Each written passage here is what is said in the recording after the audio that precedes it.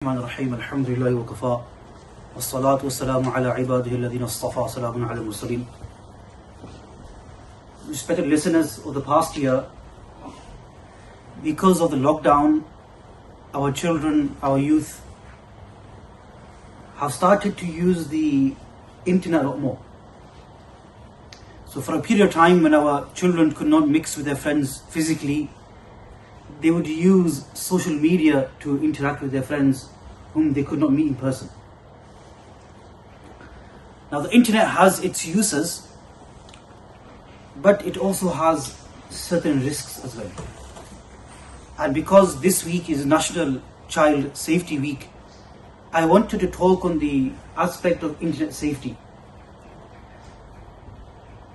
With regret I say, there are many parents who are unaware of what their children are doing on their mobile phones and on the internet. The past 10 years I've been asking children who have phones, who come to madrasa, if their parents ask them what they're doing or if their parents know what they're doing on their phones. And over the years, gradually I've seen that the majority of children say that parents don't check their phones. They are given total freedom to do as they please. Now, I'm going to have to use the minbar of the Messenger ﷺ to mention things to you which I've become aware of because of being on social media, which I would say some parents are unaware of. Just a couple of days ago, someone messaged me on social media to say that they were facing bullying over the net, and because of that, they're having suicidal feelings. And this is a female Muslim, who's being bullied because of weight issues, and now they are feeling suicidal. The research by the NSPCC show that those children who are isolated face double the chance of being groomed, of being abused, of being bullied online than any other children. These things are real, my friends. That our children are using video calling apps. They are talking to friends on video call, Snapchat. You know, Snapchat can be a means of good, but for the majority of people, Snapchat is not a good thing.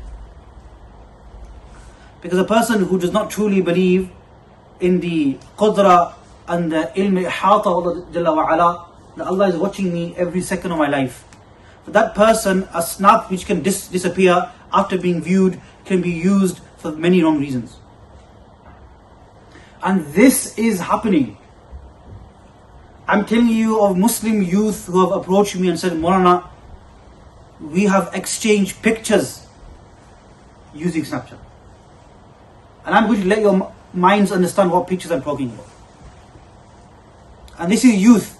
I'm talking about Muslim youth. Your children, our children. But parents are unaware. And these youth tell me, so some of them in their 20s, that our parents have no clue what we do with our phones, who we're talking to through social media.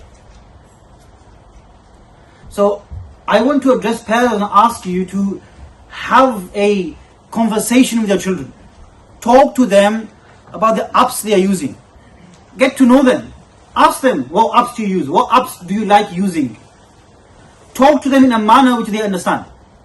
Rather than coming down hard on them, which will make them shy away and hide certain things, talk to them openly. What apps do you like? Why do you like using them? Who are your friends? Because through social media, you make friends through social media that you may never ever meet in life. So people may present themselves as somebody or someone, but in haqiqah they are something else. And this is dangerous for our children. You know, even when it comes to extremism, the word itself is, a lot of the youth who became extreme, whether it's right wing or left wing or any wing, a lot of the extremism, according to research, is shown is that they turn extreme because of literature and people they meet online. When we look at grooming of children, majority of it takes place online. Look at bullying today. A lot of bullying is cyberbullying.